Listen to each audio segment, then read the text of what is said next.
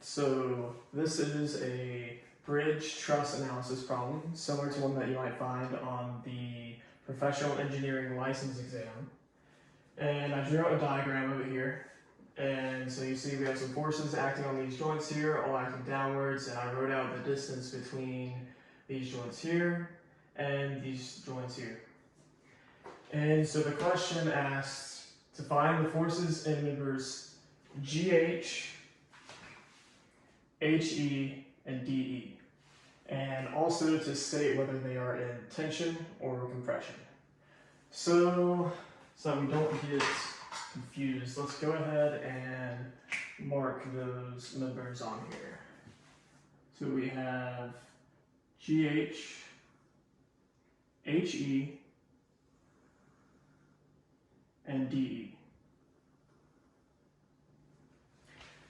And so in the question, it's only asking for the forces in 3 members. And so we will use the method of sections to solve that, because the method of joints takes a very long time and you would end up having to do a lot more work than is necessary, and method of sections is a lot easier. And so the first step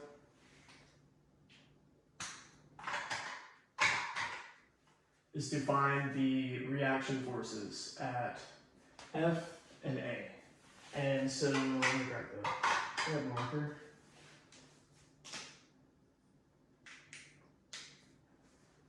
So at F we have a roller, and so that means it can apply a force in the vertical direction. Let's label that F of Y. And over here at A we have a pin connection, so it can apply a force in both the horizontal and vertical direction. So let's go ahead and label that as AY and AX.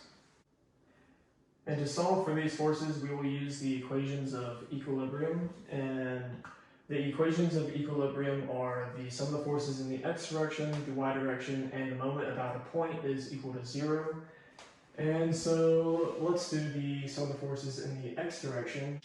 So the sum of the forces in the x direction is equal to 0. And if we look at all the forces that we have in the x direction, we only have one, and it's A of x. So it turns out A of x is just 0, and so let's just go ahead and just get rid of it, since it's 0. And let's erase that too. So now we need to solve for A of y.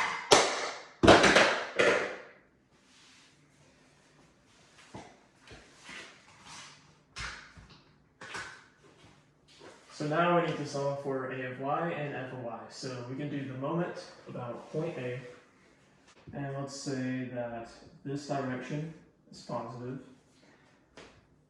Sum of the moment at A is equal to 0.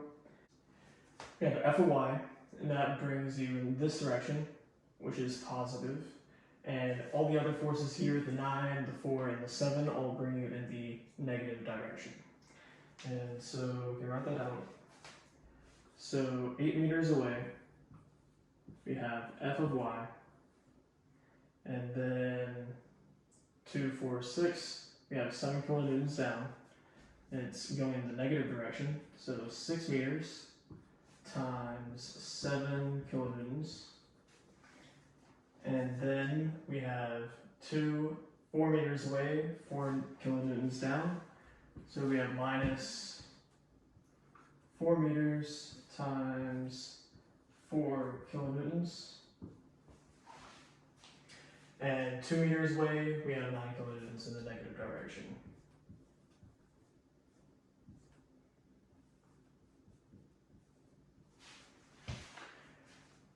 We only have one thing that we don't know, and so you can put that in your calculator and you solve it, and you'll get F of y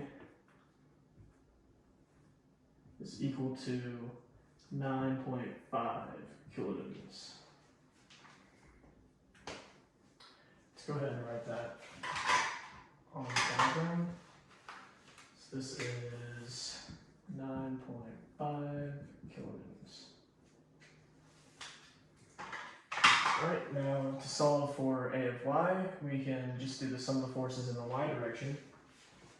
So the sum of the forces in the y direction is equal to 0, which is equal to A of y minus 9 kilonewtons minus 4 kilonewtons minus 7 kilonewtons and plus 9.5 kilonewtons. Now let's see, whenever you solve that, you'll get A of y is equal to 10.5.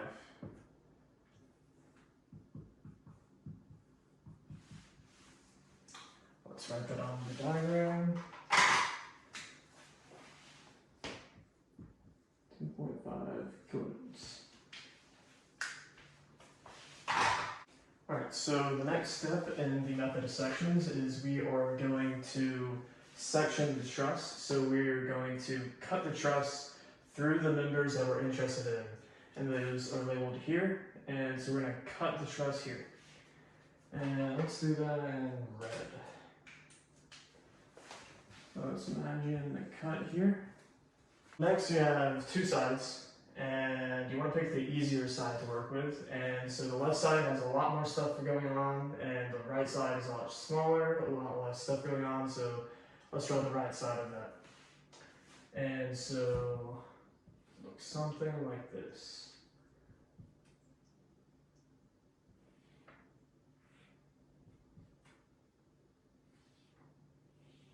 You'll notice I drew all the arrows in those directions. I assume that every single one is in tension, and whenever we solve for these forces, if we ever get a negative number, then it just means that we guessed wrong and it's actually in compression, so it's no big deal. You can just change it around whenever you get the number for it. One thing that a lot of people get confused about is they see these arrows here and they see them pointed into the member here, and they think, oh, well, it's in compression, because they see a force kind of acting this direction, and it's kind of like squeezing in. It's kind of counterintuitive to draw the arrows this way and to someone tell you that it is in tension. So let's imagine you have a steel beam and it's on the ground. And you put some mass on top of it. Let's say this weighs 1,000 kilograms.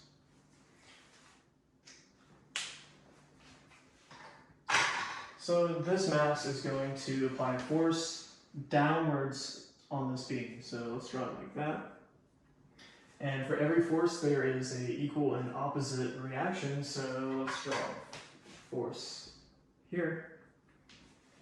And then the weight of the mass and the beam applies a force downwards onto the earth. So let's draw it here. And then equal and opposite forces again. And so it applies, the earth applies a force here. And so if you think about a very large mass on top of a beam, it's applying a lot of weight onto it and it's squishing it down. And so you would say that this beam is in compression. However, you see the arrows here, they're going outwards, and whenever people see that at first, they might think that's in compression because they see arrows going this way and it's being stretched. But as you can tell, it's not the case. So back to the problem. So we need to solve for these forces here, GH, HE, and DE. And whenever you take the moment about a point, you don't include any of the forces at that point. And so if we were to, let me label that, E. if we were to take the moment at E, we would get rid of HE and DE, and we'd only have one unknown force, GH. And so let's do that. We can solve for GH. So the sum of the moment about E is equal to 0, and this direction is positive. So we have a force 9.5 kilonewtons going this way, going in the positive direction, and then we have GH that is going in this direction. That's also the positive direction. And that is 2 meters away and 2 meters away.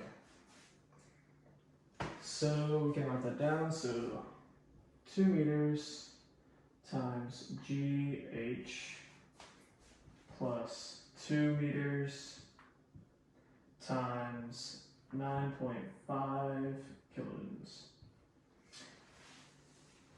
You'll get that GH is equal to negative 9.5 kilonewtons. And so you see that we have a negative answer. And so that just means that we guessed it was in tension and it's actually in compression. So let's go ahead and fix that. Erase this, let's go in that direction.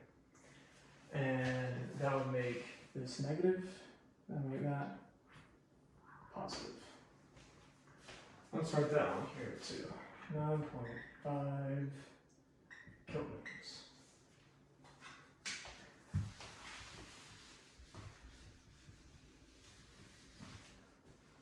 Alright, next we can do the sum of the forces in the y direction, because the only unknown force that we have that has a component in the y direction is HE. And so, remember, this is at an angle, and so we actually need to know what this angle is right here. And so it's a 2, 2, so we know what that angle is. It should be 45 degrees.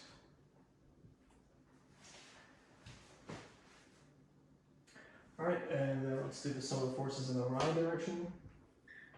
Sum of the forces y is equal to 0,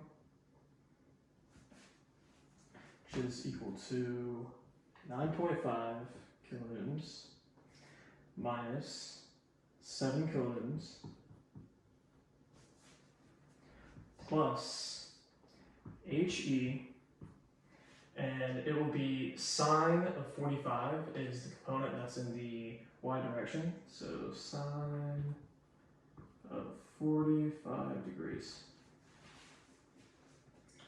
Alright, and whenever we solve that, we get HE is equal to negative 3.34 kilonewtons. So, again, we got a negative answer, and so that means that HE is not in tension, it's actually in compression, and it's going this direction. And let's write HE is equal to 3.34 kilonewtons, and it's in compression. GH is equal to 9.5 kilonewtons, it's in compression. And then now let's solve for DE.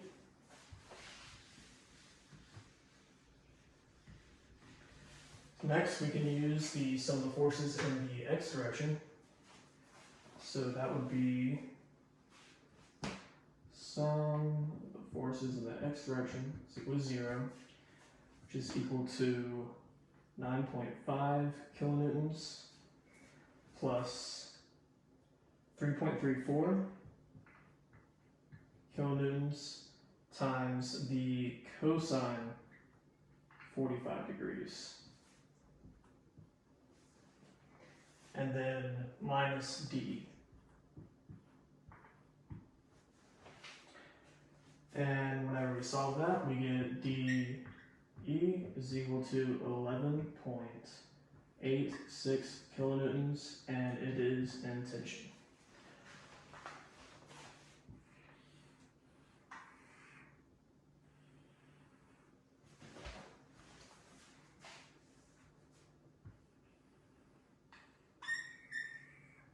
Alright, so that is how you do the method of sections in a truss analysis problem.